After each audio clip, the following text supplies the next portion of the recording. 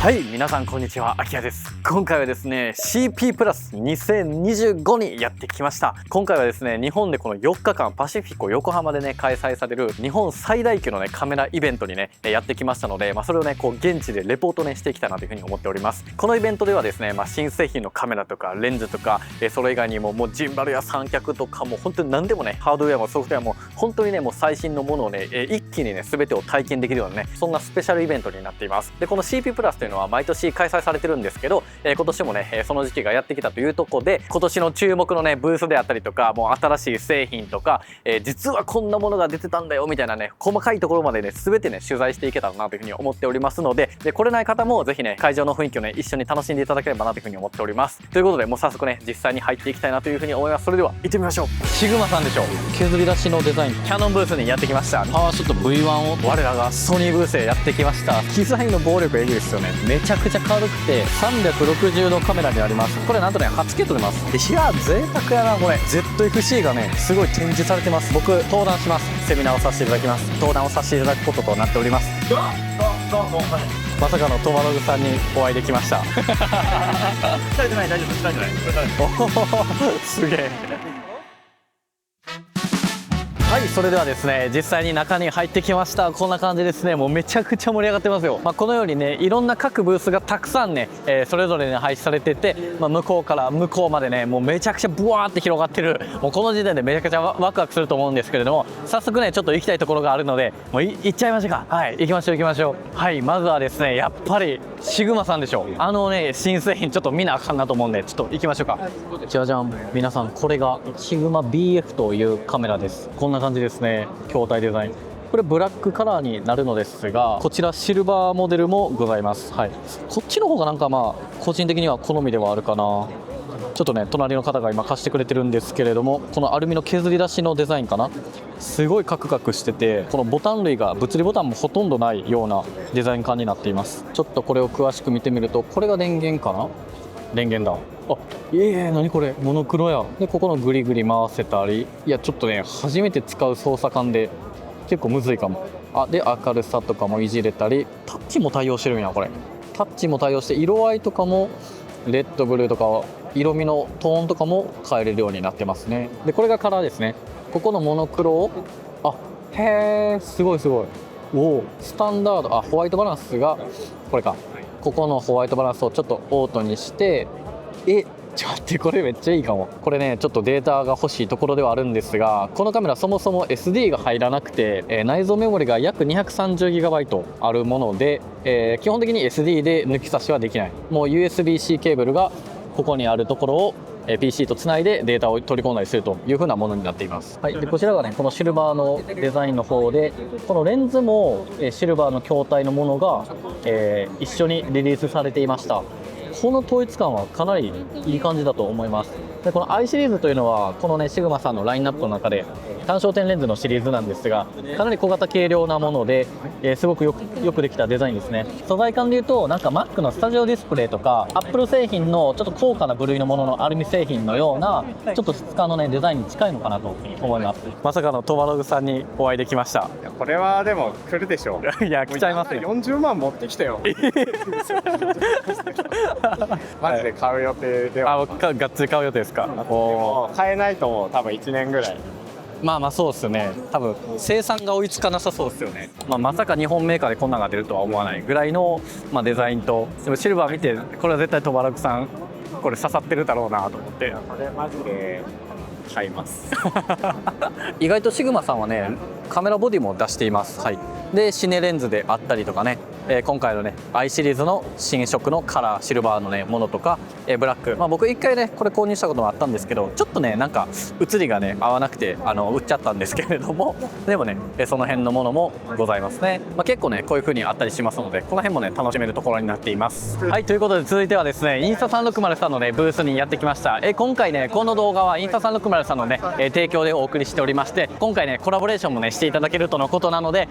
インスタ360さんのブースがねどのようになってるかっていうのを全部ねちょっと細かく見ていきたいなというふうに思います。じゃじゃんと、これが Go3S と呼ばれるね、アクションカメラのようなものですね。ここれを中のねポットから取り出すことができます。このようにポットから取り出すことによってこれだけをね仕込ませて帽子につけたりワンちゃんのね首輪につけたりとかね、そういったような取り方ができるようなものですね。これ結構ね使えるんですよ。でしかもねこれ背面がねこんな感じで、フリップするような形になってますのでめちゃくちゃ使いやすいんですよね。ホワイトカラーもあるし、なんとね Go3S から 4K に対応しているので結構高画質でね、動画撮れます。僕もね実際レビュー動画出しますのでこちらも見てください。はい、そしてこれが X4 と呼ばれる360度カメラになります。これもね僕レビューしてると思うんですけど、もうインスタ360さんといえばねこれですよ。360度カメラ、これめちゃくちゃいい。これなんとね画質がね 8K いけちゃうんですよね。2つのレンズ、表と裏の両方のレンズで 8K となるのですが、この高解像度であればもう全部の方向を撮っておいて後からリフレームで好きな画質でね楽しめるみたいな、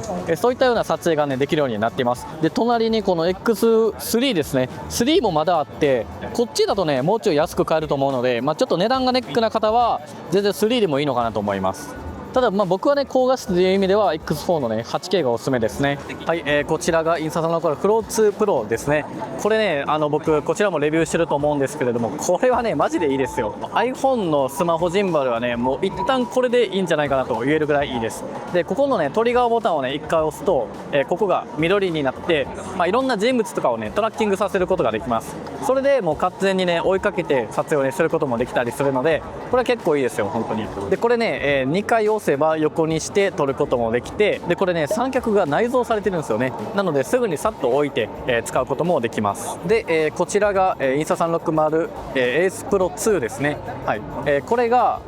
要は一番こうアクションカムとして、上位グレードのものになってます。これなんとね 8K 撮れます。で音声もめちゃくちゃ綺麗です。ここにねマイクがあるんですけど、このマイクが超綺麗で、このフリップのモニターがあるので Go3 みたいにこういう風にね、モニターを反転させて、使うこともできるという風になっています。でレックをすればねこのように、タリーランプもねちゃんとついてレックも止まるし、なんかねこう手を上げればねレックが止まったりするんですよ。でですねこのインスタ360さんのステージで3月2日の15時から16時の間に僕登壇します。その前のね時間帯にモロンノンさんとかケイスケさんもね、2枠かな、ケイスケさんは登壇されるので、ぜひよければね、こちらで登壇しますので、遊びに来てくれたら嬉しいなと思っております。インスタ360さんのねブースこんな感じで結構かっこいいね仕上がりになってますので、ぜひみんな遊びに来てください。はい皆さん、我らがソニーブースへやってきました。ソニーさんのねブースはね毎年もマジででかいんですよ。多分ね一番でかいんじゃないかな、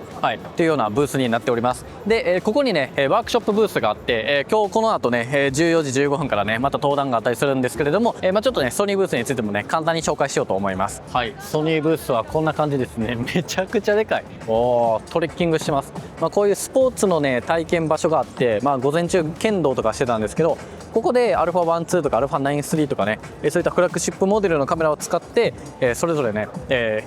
実際にね撮影をすることができるという風になってます。でねこれソニーさん毎年ねこういう風に自分たちの製品をねこんな感じでブワー並べてるんですよね。もうこのさ機材の暴力エグいですよね。これだけやっぱねソニーってレンズを開発してるし、カメラボディもねたくさん開発してるからこそこれだけ並べれるというところになっています。で今回注目のレンズがこれですね。 16mm f1.8G レンズになります。これねめちゃくちゃ軽くて、これはね僕買う予定です。でさらにもう1個、発表されたばかりの 400-800mm f6.3 から 8G レンズですね。これもめちゃくちゃ、小さいみたいです。こう見るとねめっちゃでかく感じるんやけど、400-800のレンズの中ではかなり小さく、軽く作れてるとのことなんですよ。こちらのブースなんですけれども、ここで α9-3 の、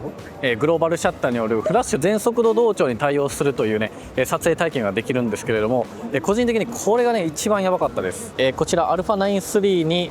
このねストロボがついてるんですけど、このセットの中にフラッシュがね3つ仕込まれてるんですね。でこの、ストロボに合わせてこのリモコンのようなものが発光をね一緒にタイミングでやってくれると。で今ですねこれシャッタースピードが2万分の1になってて、これでねシャッター切るとこんな感じになるんですよ。やばくない？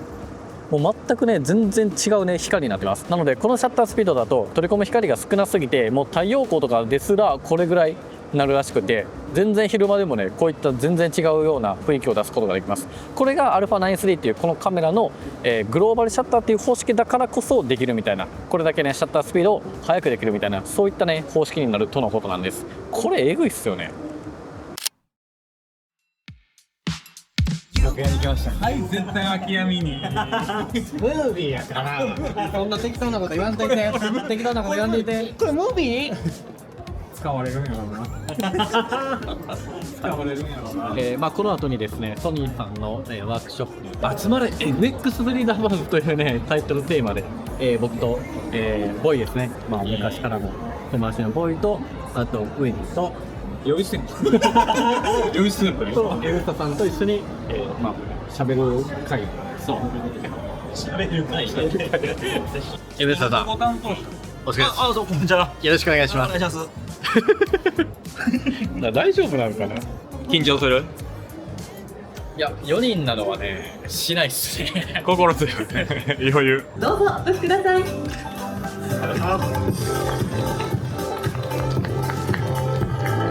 というわけで今日は FX3 ラバーズということで皆さんありがとうございます。拍手でお迎えください。こちらお三方にいろいろ話、聞いていこうと思うんですけど、多分 CP プラス2025の中で一番緩いワークショップを今日からね、今日ここで FX3 の接し方、ドンはいはいおっしゃ大丈夫です文字でせめて文字で書いてくれ。バリアングルモニターなんですね。はいはい。このね、こういうここで、これ素晴らしくていろんな撮影できます。壁に寄せても手前に向けてね撮れたりするいいんですけど、パッカパカなっちゃう。ああ、なるほど。なんかちょいちょいうなずいてる人いるけど、パカパカなった。そう一番 G マスターを感じれるレンズだと思ってます。G マスターの中で僕ランクが2つあると僕は思ってて、それのランクやっぱ G マスタープロと呼べるぐらいのやっぱ1個上のこう描写力を持ってるんですよね。今日来てくれた方もちょっと違うテーマ感の話も共通のもあるんですが、あるのでよかったら来てください。ということで一旦僕らのお話はここまでとさせていただきます。ありがとうございました。フレディさん、エムスタさん、アキヤさん、会長、石原さん、本日はありがとうございました。皆さん、お土産でください。あ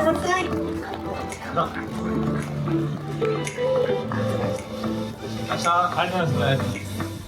はい、無事に登壇が終わったんですが、クレーター専用のねソニーさんのラウンジに来ました。すごくないですか。はい、こちら入るとこのような形です。ここで、クリエイターがね、交流をできたりとか、ここでいろんなねこういったランチとか、ティーとかお菓子とかを、食べたり交流したりすることができますと。でじゃじゃーん、こんな感じのなんかもう完全メディア向けのね取材ができるようなスペースがあって、このような形でここで座っていろいろとね取材とかそういったことができるような場所になっています。 Y2 発見、はい、Y2 発見お疲れ様でした。俺ちゃんと見てたんですよ、皆さん。そう見てくれてた。そう端っこでちゃんと45分ずっと見てたのに宣伝してくれんからまあ頑張ります頑張ってください。誰と出るの？一人あ、一人？セミナーが土曜日にあるんだけど、土曜日のセミナーはウッシーになる。あ、そうなんや。はい、というわけでですね、続いてキヤノンブースにやってきました。なんとね今バスケやってるんですけどすごいわ。はい、でここでもねちょっと話題のね製品があるので、これちょっと見ていきたいと思います。行きましょう。はい、ということで皆さんキヤノンのパワーショット V1 を体験しに来ました。うわー、これねコンデジなんですけど、今回ねキヤノンさんから新しく出た最新の結構動画撮影用途に作られていると思うんですけど、そのね新しい新型のね機種になりますね。これね結構センサーが大きくてマイクロフォーサーズぐらい、1インチ 1.4 型センサーというところになるんですけど、結構撮れる画質がね割と綺麗なんですよね。グリップ感も割としっかりあっていい感じ。結構ねいいなと思うのが C ログですね。キヤノンログの、しっかりとね対応してるので、このログ設定が入りにしてキヤノンログ3にできるというところでビューアシストも入れれますね。で実はね僕これもすでに予約はしていて、これはねちょっとがっつり使ってみたいなっていうところでまたねレビューもやってみようと思ってます。で、こちらの側面側に、冷却機構ファンがね入ってるようなところも見受けられるし、いや結構なんか趣味すごい連射、結構いくな。すごい全然動体系も取れるぞ。であとはね手ブレ補正がねどんぐらい効くかっていうところなんですけど、ちょっとこれはねがっつり使ってみないとわからなさそうではあるかな。皆さんこれ ND フィルターも入ってますわ。だから特定のシーンで役に立つかもしれませんね。でこのレンズ自体が電動ズームに対応してるので、こういう風にすればかなりいきますね。これが 17mm から 52mm 相当になります。で動画だともうちょい狭いかなといったところなんですけど、自撮りがね結構範囲が広いはずなんですよ。はい、こんな感じ。全然手をねがっつり全部伸ばしてはなくてもこれぐらい映ってるので、このさセルフィーの気楽さめっちゃいいかも。でまあ大きさに関してはまあめっちゃちっちゃいわけじゃない、ポケットに内ポケとかなんかそういうのには入らんかも。でも全然ストレスはない大きさかな。カバンには余裕で入るし ZV-1 ほどは絶対ちっちゃくはない。でも ZV-E1 との間ぐらいかな続いてはですね、富士フィルムさんのブースにやってきました。ここにね今ちょうどステージがあるんですが、ここのステージでですね、僕ね登壇ねさせていただきます。セミナーがね、ございまして、すごく素敵なんですよね。ちょっとこの動画出てる頃には間に合ってるかわからないんやけど、2月28日の3時20分から3時50分の間に、こちらのねブースで登壇しますので、ワンチャンこの動画では間に合ってる可能性もあるんですけど、もしねこの動画運よく見れていたらぜひお越しいただければ嬉しいです。でですね、皆さん GFX エターナ合ってるかな読み方の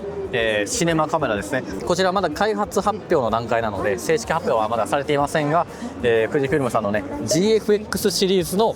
シネマカメラとなります。結構デザインかっこいいですね。あと富士ノンレンズもついていて、この黒と緑のねデザイン感になっていますね。どれぐらいね撮影機能があるかっていうと、多分ね予想としては GFX センサーになると思うので、8K とかはね全然撮れると思うんですけど、あとはローとかがねどこまで撮れるかっていうのはちょっと今後のね楽しみなのかなといった形ですね。見てください皆さん、こんな感じで富士フィルムのねカメラのラインナップがたくさんございますね。富士フィルムさんのブースはかなりこう博物館のようなすごくね素敵なこうやっぱり内装になっていますね。そしてじゃじゃん、こちらにもたくさんレンズがございますね。 X マウントや、GFX 用のレンズまでねたくさん揃っていますね。いや贅沢やなこれ、ほんま博物館やでこれは。はい、というわけでですね、続いてニコンブースにやってきました。もうねニコンさんもねやっぱ全然またねテイストが違うような、ブースになっていますね。ちょっとねもうすでにここがね僕めちゃくちゃ気になる。ちょっと見てほしいんですけど ZFC がねすごい展示されてます。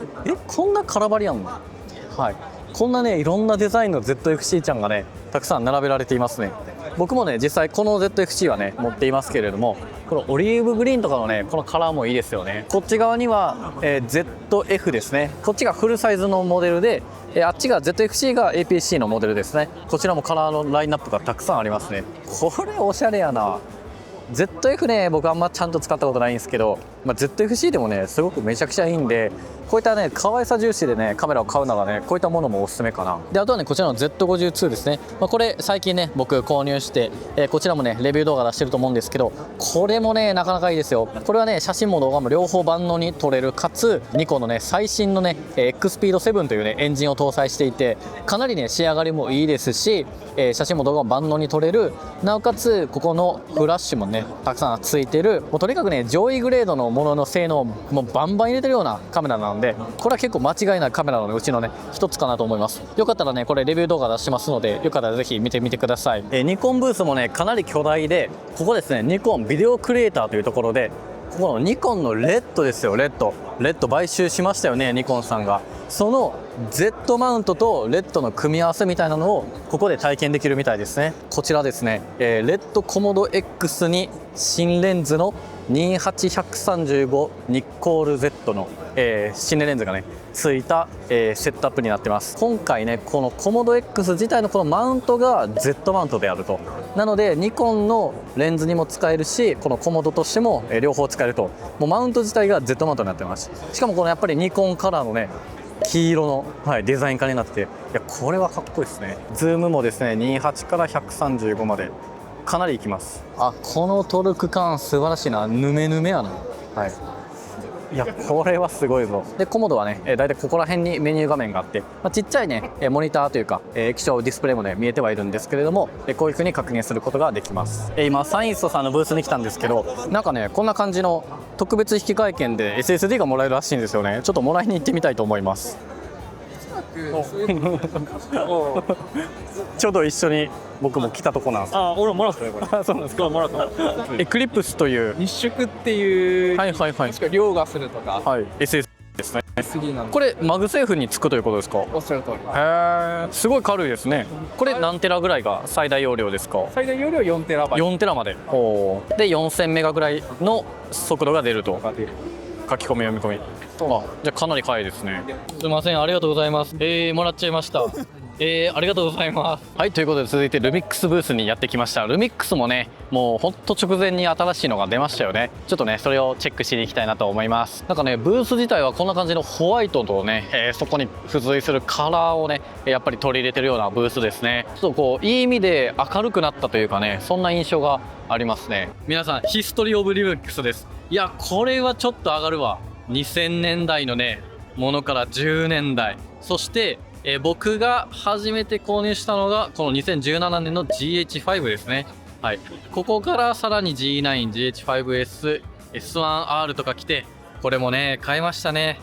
はい、S1H も買いましたよ。はい、でここまでが2020年という風になってますね。いや、この歴史感じれるのはすごく面白い。こういう CP プラスイベントはね、こういったヒストリーからね学べるっていうのがやっぱ普通のね量販店で見るようなものとはまた違った良さがありますね。はい、S1R2 を見たかったんですが予約制なのでちょっとできなくて、今日は満席とのことなので諦めます。まだねちょっと機会があればゆっくりとねじっくり触ろうと思います。もしねこれ触られる方は予約制なんで注意してください。結構埋まってるかもしれないですね。続いてヴァンガードさんのブースにやってきました。ここですね、僕実はもうかなりね昔から、お世話になってるというか、普通に愛用してるような、メーカーさんなんですけど、このようなね雲台とか、ミニ三脚とかそういった品揃えはもちろんだし、このように様々な三脚のね取り扱いがまずねたくさんありますと。でさらにバック類、カメラバック類がかなりねいろいろと結構いろんなねバリエーションであります。これめちゃくちゃ可愛いやん。あんまないよねこういうカラーのカメラバッグ。結構容量も深さはある感じですね。 PC は別であると。しかもめっちゃクッションついてるわ。これカバーなくてもいけるかもしれない。でここにも収納とかでサイドにもあるという感じですね。結構なんかデザイン重視のような感じはあるかな。結構一押しのやつはねこの辺のものですね。結構もうがっつりねたくさん入れたいよっていう時とかにこういうのがめっちゃ使いやすくて、これをガバッと開けるとこんな感じ。黄色なんやこれ。しかもこれだいぶと深いから全然レンズ縦で入れれちゃうね。で他のサイズこの辺のねちっちゃいものとかもあったりするので、この辺はねマジでおすすめ。大量に持ってる方で、あとはこの辺かな、トロリー型のものもすごくおすすめ。僕的にはこれ4つのねコマタイプがおすすめやねんな。2個やとねやっぱねちょっとこう引くのがしんどくなる。機材は特にがっつりね重たくなるので4つコマの方がすごく使いやすさはあるかなと思います。でそっからねこれリュックにもできたりするので、僕このトロリーはマジで1人1個絶対持ってた方がいいんじゃないかなと思ってますね。はい、で続いてですね東洋リビングさん、皆さんご存知でしょうか。こちらはですね、防湿庫がね一番有名なプロダクトかなと思うんですけれども、実は僕のオフィスのね防湿庫2つもここの東洋リビングさんのものを使っています。ちょっとね見ていきましょうか。ここマジでおすすめですよ。じゃじゃんと、こんな感じで防湿庫というのはこうカメラとかレンズをね保管できるようなものになっておりまして、結構これはねかなり大きなものではあるんですけれども、こういう風にカメラを保管することができますと。でこれなぜやるかというとですね、湿度をね、中で保つんですよ。だからこうカビとか、そういったねこう経年劣化っていうものをなるべく防ぐ。日本は梅雨の時期とかもね結構いろいろとね湿気が溜まってくるので、そういったものを予防するようなものですね。でここちょっと分かりにくいけどクッションがねレンズ型になってるんですよね。なのですごくこうレンズを置きやすいようなものになっています。このようにですねいろんなサイズの展開がありますので、結構ね用途に応じて選べるね、感じになってはいるんじゃないかなと思いますね。多分僕が使ってる事務所のやつはこの53リッターを2個やと思う。多分この77ではないかな。こっちちょっと大きいと思う。はい、今 YC オニオンさんのねブースに来てるんですけれども、僕もね実際これ使ってるんですがかなりめちゃくちゃ良くて、ここを引くだけでこんな感じで上がります。めちゃくちゃ便利です。でもう高さもね自由に変えることができるし、多分ここの三脚もここをこうカッて伸ばすともうさーって全部上がるみたいな感じになるので、このワイシオニオンさんのねこの三脚とか一脚はねめっちゃ伸縮がかなりねやりやすいので、絶対ねこれ見てきてほしいです。はい、続いて OM システムさんのねブースにやってまいりました。ここちょっと面白くて、このね白のね、ブースのこのロゴとこっち黒ですね、対照的な黒と白のねブースに分けられていて、ちょっとここからなんかこのモノクロというか新しい新製品にねちょっとこうコンセプトを合わせてるのかなというふうに感じるんですけど、ちょっと見ていきましょうか。こちらでねちょっとブースをされていまして、でこっちがタッチ&トライコーナーとなっていますね。こちらが OM3 ですね。一番新製品だと思うんですけれども、わーかわいいですね。かなりクラシックなデザインですね。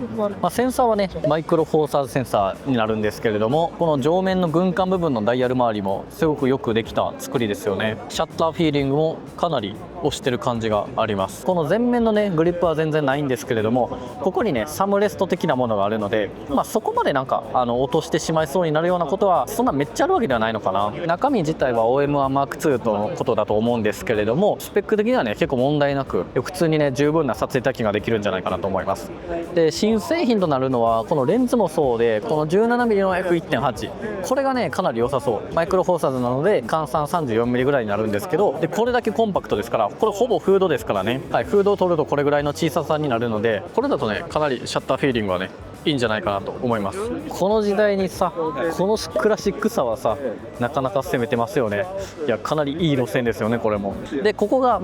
ペンシリーズであったこのダイヤルカラーを変えたりできるみたいなのが搭載されていたりとか、あとはこの見た目でしかも防塵防滴仕様というあると、これが結構すごいですよね。こちらの 25mmF1.8 かなも新しい新レンズのうちの一つです。換算で 50mm ぐらいなので、はい、これぐらいの画角ですね。もうまた渋滞してる。無理やり見たことある人おるから。疲れてない、大丈夫、疲れてない。これから頑張っていくぜ。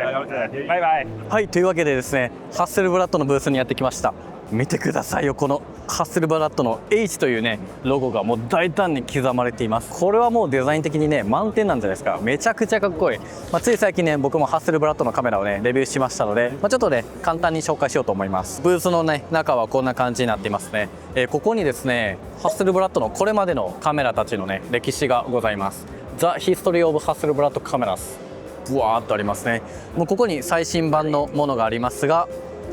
これを遡っていくとガーッとね一番最初の 1600F とかね辺までたどり着くという風になっています。もうこの辺ね僕のレビュー動画見てくれればだいぶと分かるんじゃないでしょうか。でこちらに 907X と、X2D がございます。これがね今現行のデジタル中盤と呼ばれるカメラですね。フルサイズセンサーよりもさらに大きい 1.7 倍ぐらいのセンサーサイズを持った 907X という、こっちはねフィルムバッグとデジタルバッグを組み替えたりとかでこうフィルムカメラにしたりすることもできたりするし、こっちはね今時のねこう形をしたより手ブレ補正も積んでいるので、ちょっとね全然用途は違うんだけれども、中身はほぼ一緒ということで、1億画素かつ16ビットのね色深度というところでもう超高画質のね写真をね楽しむことができます。はい、続いてはナンライトさんのブースですね。こちらもなんかものすごいねことになってるんですけれども、さまざまな照明をね取り扱っております。人気のねパボチューブからパボスリムシリーズですねとかもあるし、最近出たばっかりの FC120C とか、ホルツァ500ですね。こっちは小型のものかな。はい、でこっちが FC500 シリーズか。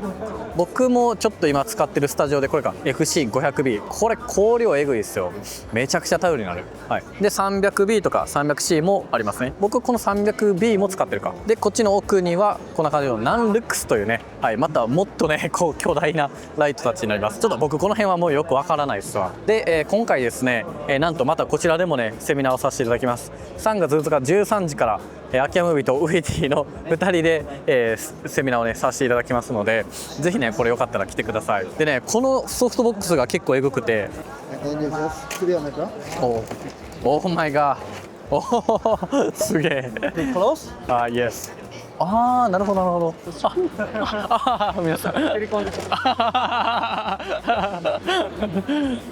無沙汰しました。なんかあれで大丈夫やったんかなと思って。結構キャラ立ちみんなしてたから本当ですか。よかったよかっであれで秋谷君がめちゃめちゃちょけてたら多分閉まらないレンズとかもいい感じでそう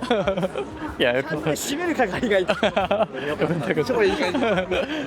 はい、続いて OWC さんというですね、メディア、SSD とか SD とかそういったものを、取り扱うメーカーさんのねブースにやってきました。ここね最近僕いろいろと使用させていただいてるんですけど、ほんまにすごくて、ちょっとこれだけ紹介させてください。タイプ B とかタイプ A とかカードリーダーとかそういったものもあるんですけれども、目玉商品がですねこちらなんですけれども、これサンダーボルト5に対応した SSD になってます。これ M4Mac とかの最新のね、搭載された規格のものなんですけれども、ちょっと実測の値を測ってみましょうか。お願いします。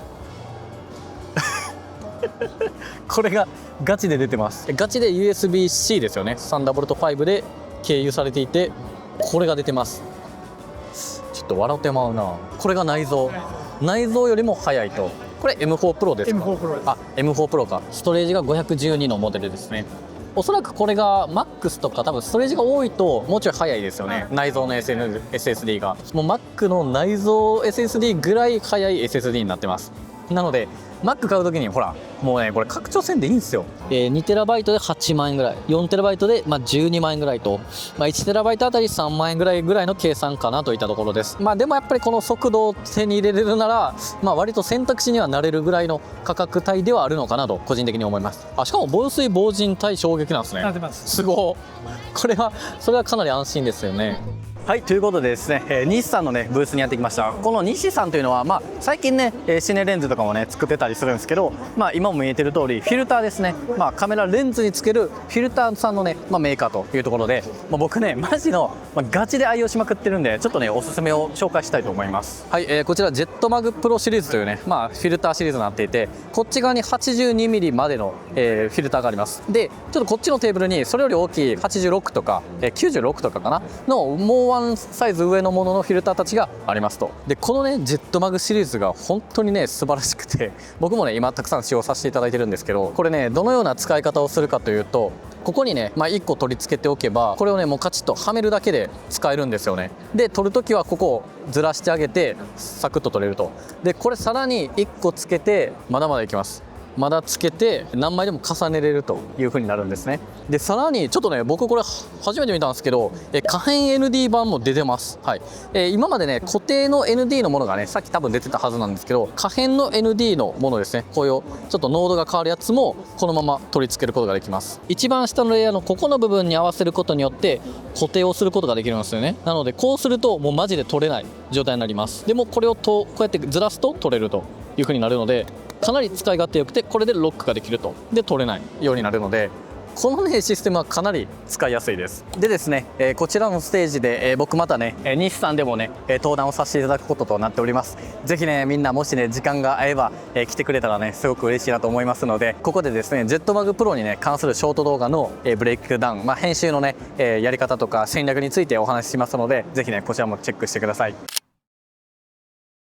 はい、皆さんいかがだったでしょうか。 CP プラス2025、現地レポートをね全てしてきました。いや結構ねやっぱり見どころのブースも多かったし、新製品ね今年たくさん出てましたので、大体ね一応見れたんじゃないかなというふうに思います。心残りとしてはねやっぱり S1R M2 がねちょっと見れなかったので、まさかの事前予約だったので、調べてない僕が悪いんですけど、そういったねシステムはあったりするので、ぜひね来場される方はぜひ予約とか必要なブースとか確かめて、ぜひねタッチ&トライしていただければ嬉しいなというふうに思います。でそしてこのイベントはね、毎年日本でね年に一度だけ行われるねビッグイベントになりますので、 CP プラス2026とか来年再来年もね、あるかと思いますので、ぜひね今年来れなかった方、今年ね行きたかったけど行けなかったっていう方はねぜひ来年以降来てくれたら嬉しいなというふうに思っております。というわけで皆さん最後までご視聴いただきありがとうございました。この動画がね役に立ったよ、良かったよっていう方はぜひねグッドボタンとチャンネル登録の方よろしくお願いいたします。ではまた次回の動画でお会いしましょう。バイバイ。